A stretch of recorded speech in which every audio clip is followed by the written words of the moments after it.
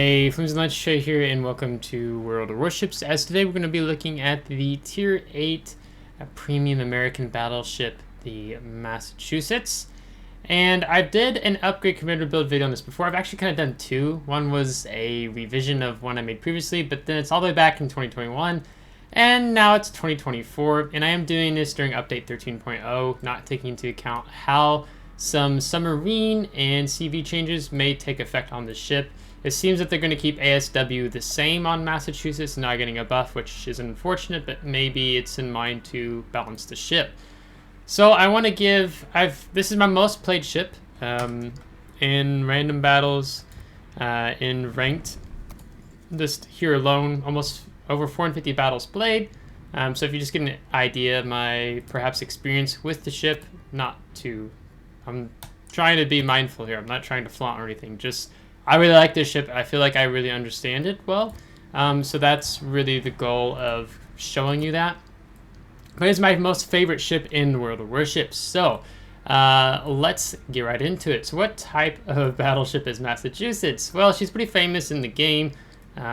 Historically existed. She is a brawling battleship. She's not really a mid-range. She's not really a long-range.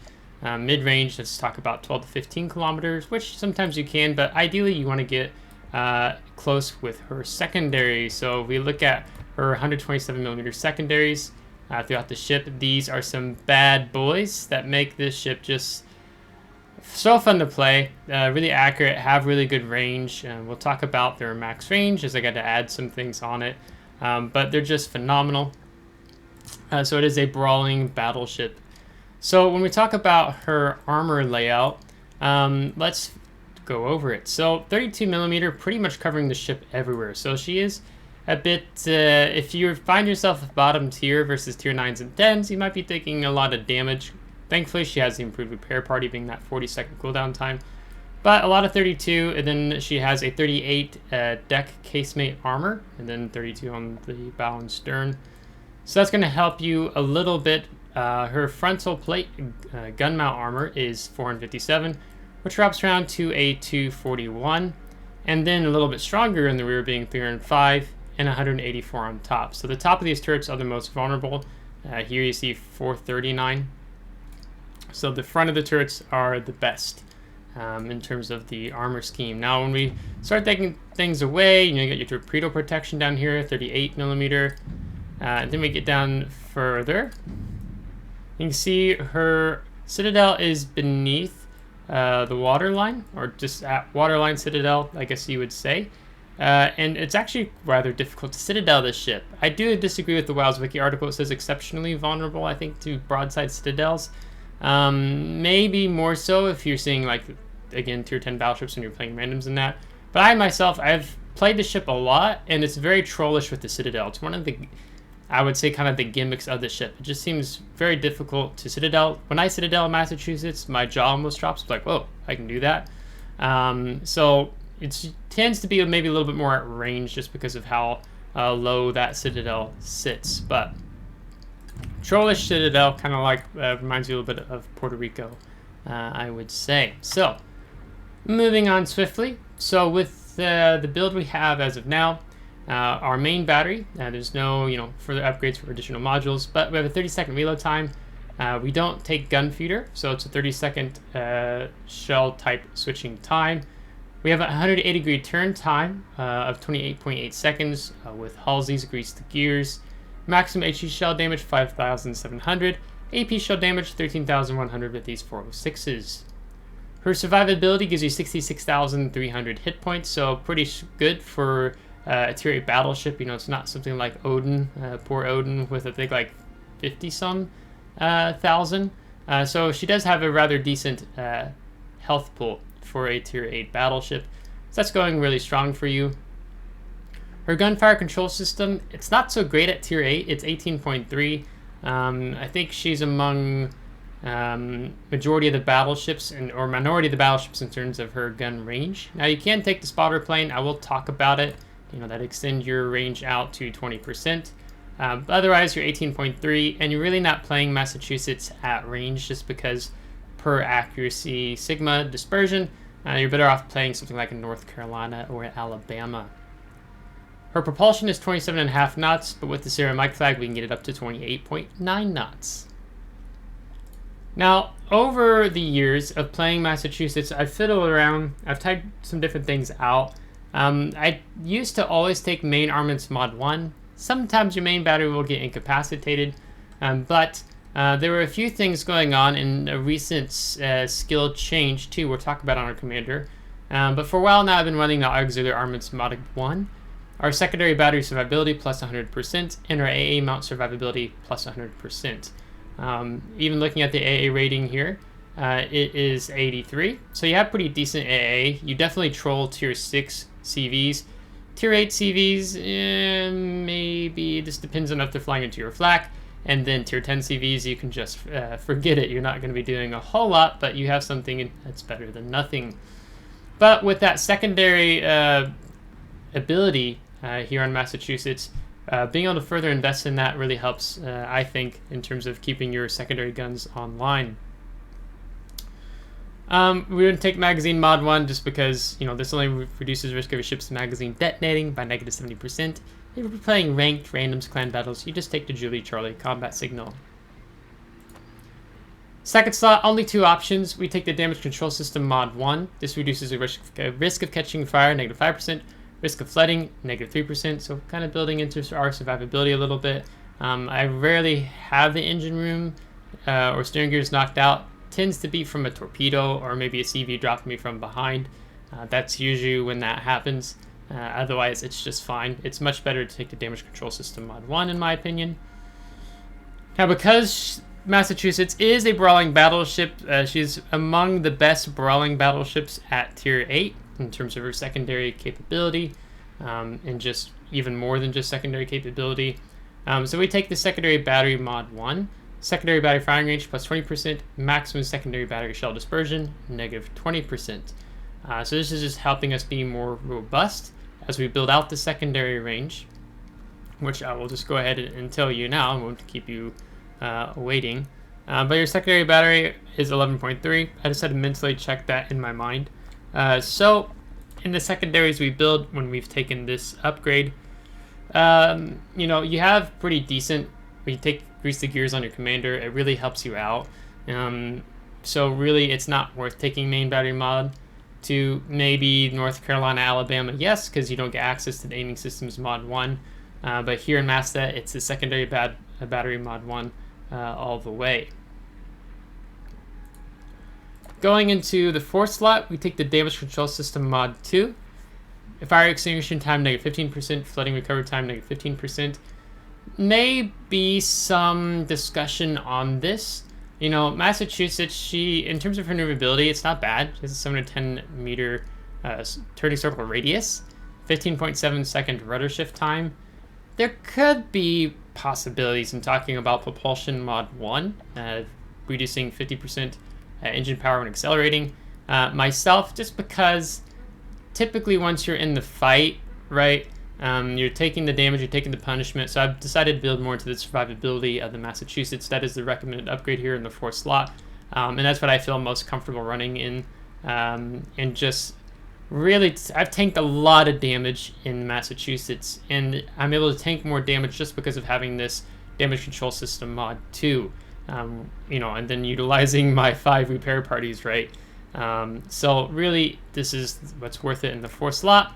Maybe a little bit of discussion on the prop mod, but really most players are going to want damage control system mod 2.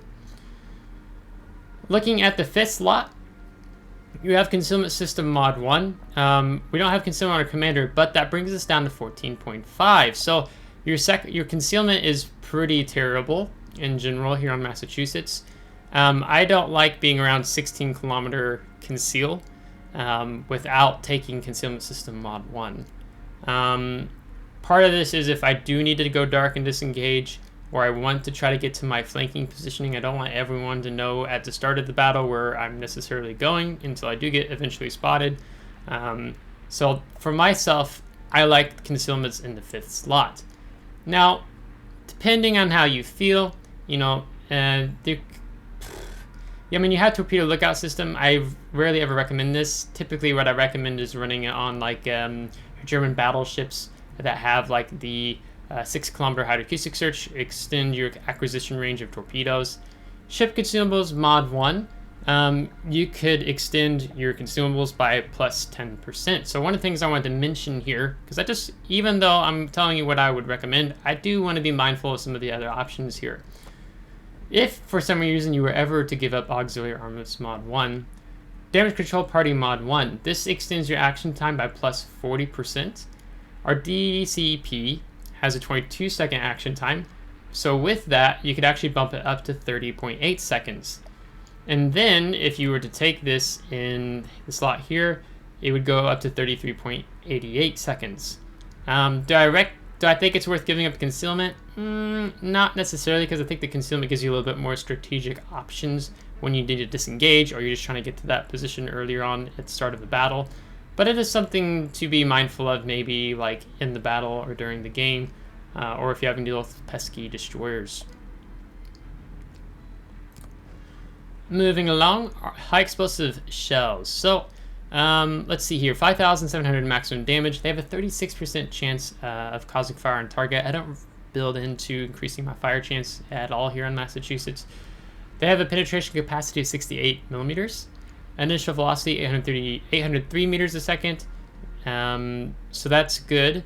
Now the initial velocity on your armor piercing though is slower. Actually 102 meters slower, meters a second, at 701. So little difference there, though you have pretty good AP shell damage, 13,100. So when you do land some good penetrations or you hit that citadel, some big numbers there from these 406s. And then the depth charge airstrike, which as of update 13.0, I think they said something incorrect and then they corrected themselves. But Massachusetts, from what I understand at this point in time, as I record this video, actually rather early in advance of my extended work trip to the US, the 12th of January.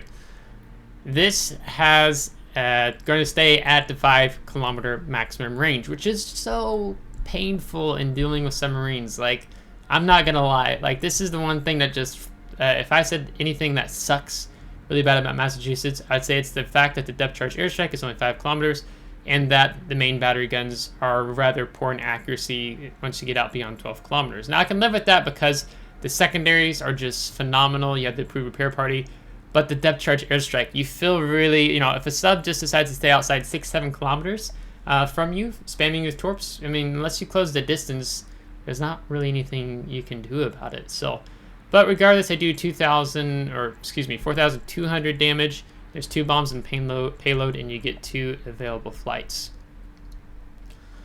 Moving on to consumables. So with some of the build that we have here in Halsey, we have an action time of 22 seconds. Our cooldown time is 80 seconds. Our repair party is 331 HP per second. If we add the India Delta combat signal, which I recommend for randoms ring clan battles, puts us up to 397. You can see our action time is 30.8 seconds. Otherwise it'd be 28 seconds, but we have a commander perk. Cooldown time 40 seconds. We have 5, also because we've taken another commander skill to get 5 versus 4. And then we can take November Foxtrot as well if we want to shave off that cooldown time. So now we're down to 38 seconds. Now here we go from 80 to 76. Now, typically when I'm playing ranked, as the battle you saw a few days ago, I take fighters. In ranked, it's more you're playing around the caps per se. More of a points game sometimes there in ranked, and you want to be a little bit more closer. So there's not much of a sense in taking the spotting aircraft, and I'm saying this again for ranked. So sometimes it's helpful because your cooldown time is only 90 seconds.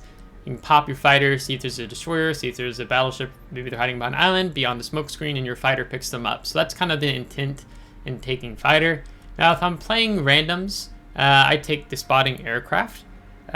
Just because sometimes, the flank you're fighting, the enemy team completely collapses, and then it's like, well, great, now I gotta take 2-3 minutes to get back into the battle to help with mid or the furthest flank. So I do like the spotting aircraft, and you have more ships, right? 12 versus maybe like 6 or 7 in ranked. and you want to get over that edge of the island. So in those cases, I do take the spotting aircraft. Sometimes I've taken this in ranked, but mainly in randoms will I take the spotting aircraft. Now, also to keep in mind with November Foxtrot, we can reduce the cooldown time to 228 seconds, or with Fighter, we're cooling it down to 85.5 seconds. Other combat signals we are running here on Massachusetts is something of this nature. I really like shaving off a little bit of time off of the repair party and my damage control party. So that's why I take the November Foxtrot, just to make that improved repair party that much more nicer in being able to utilize. So sometimes I've been really close to dying, but just because I've had this November Foxtrot, that's actually saved me a couple times of the mini battles I've played here with Massachusetts. Going on to the commander. So here you can see my 21 point build. This is the same secondary brawling build I have for Ohio, and I think as well as Georgia. I have to double check that because I think I just moved Halsey around on them. Because I like the secondary brawling capability of the Georgia as well as the Ohio. But let's just go ahead and break down and talk about it.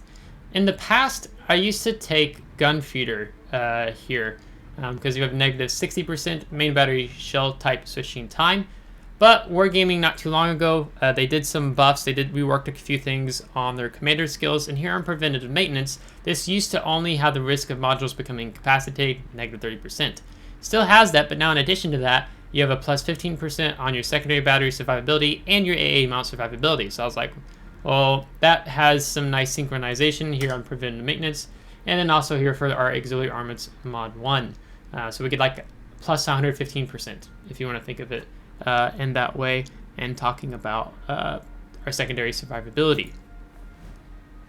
So I would recommend running that here. And then we take the Grease the Gears. It's an enhanced skill. Why not? Let's get that traverse time down to that 28.8 seconds. So that's what I recommend for a 3-point commander. And I'll talk about Halsey in general here shortly. And then after that, there's a couple options. If you're really just dying to start playing secondaries as soon as possible, let's say you only have a 10-point commander, then I would say if that's what you really want to go for, then do the long-range secondary battery shells as your 6-point commander. Secondary battery firing range plus 20%. And then for a 10-point commander, then do the secondary battery reload time, or manual secondary battery aiming, excuse me. Secondary battery reload time, negative 10%. Maximum secondary battery shell dispersion, negative 10%. Now, it used to be secondaries only fired from one side of your battleship.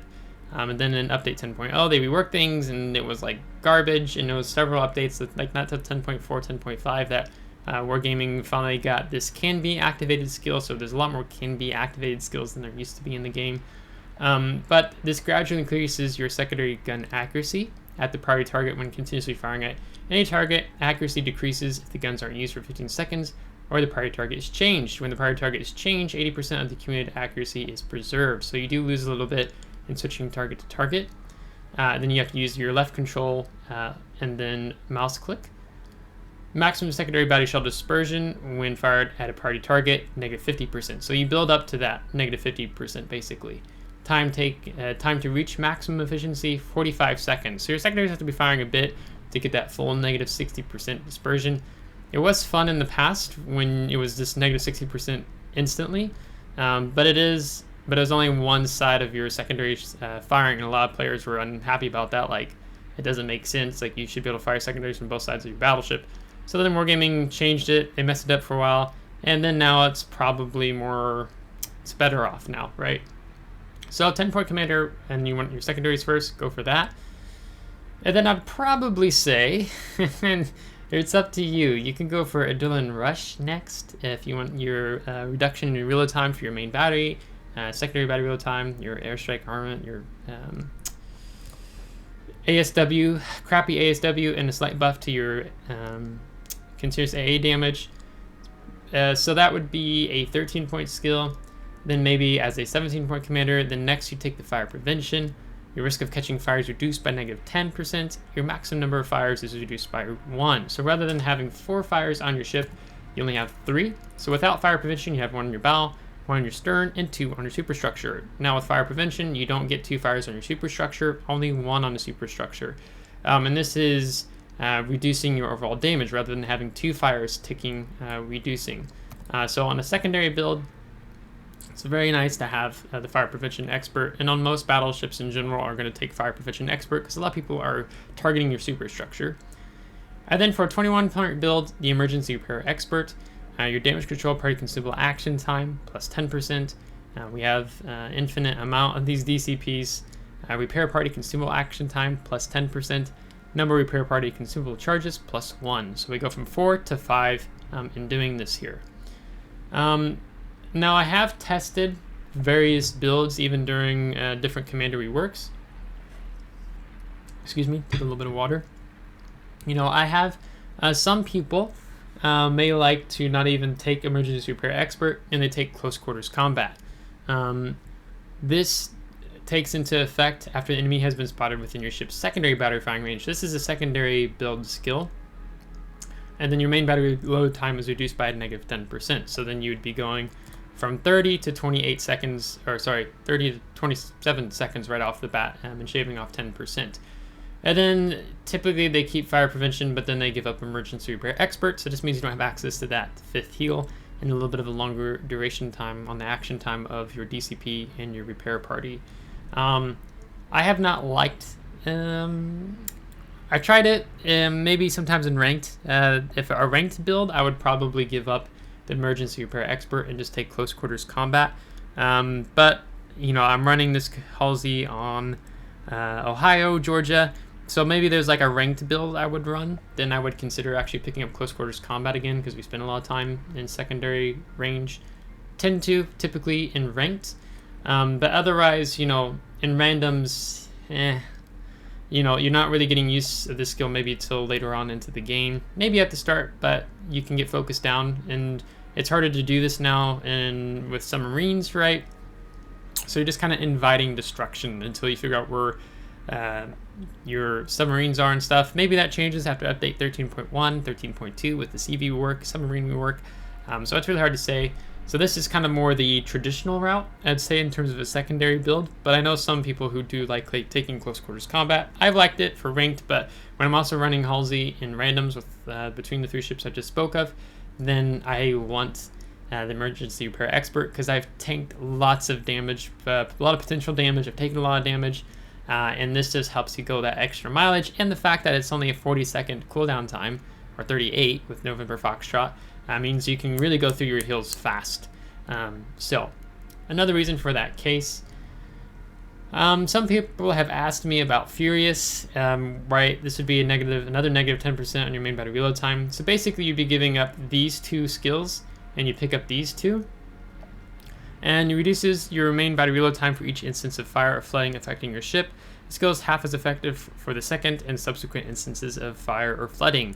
So it'd be like negative 10% on your first flood or fire, and then you got 2 fires, then it's negative 15% in that regard. So 10%, then 5%, 5%, 5%, so on and so forth. This also is really hard to manage because it's like you're more taking on these short-term engagements and you heal up and then re-engage again. I've tried it, just didn't feel so comfortable in taking more of a longevity type build. So you could give up these 2, run these 2, but I would definitely not recommend taking these 2 and playing it in randoms. Ranked would be the better place for both of these, or just this and still take fire prevention, because basically you want to get set on fire, so you give up fire prevention, right? So you can get that faster main battery reload time. At some points I did take priority target, but I've just kind of given up on that now. Maybe for some players who need more map, or if you struggle a little bit with map awareness, situational awareness, right, then I understand taking priority target. I still take it on multiple of my battleships sometimes, but as years have gone by, I just get really used to paying attention to what ships may be aiming at me if I can see them, and being mindful of the positioning of the enemy team so I don't give a broadside by accident. So then, you know, it's much easier for me to take the grease the gears. But if you're newer to the game and you're newer to Massachusetts, then priority target's a pretty safe bet, and it helps you understand the ship. Maybe you don't understand Massachusetts for a while, you can give a priority target and take grease the gears. So I think with that being said, I'm going to leave the video at that. If you have any questions about something I didn't cover, let me know in the comments. And it was time for a 2024 Commander upgrade, or Commander skill and upgrade build video here in Massachusetts, as some time has gone by since the last ones I've made. So if you liked today's video, give a thumbs up. If you didn't, give a thumbs down. Subscribe if you do want to see more. If you're subscribed, thanks so much. I really appreciate it. Thanks to my Patreon supporters, and take care.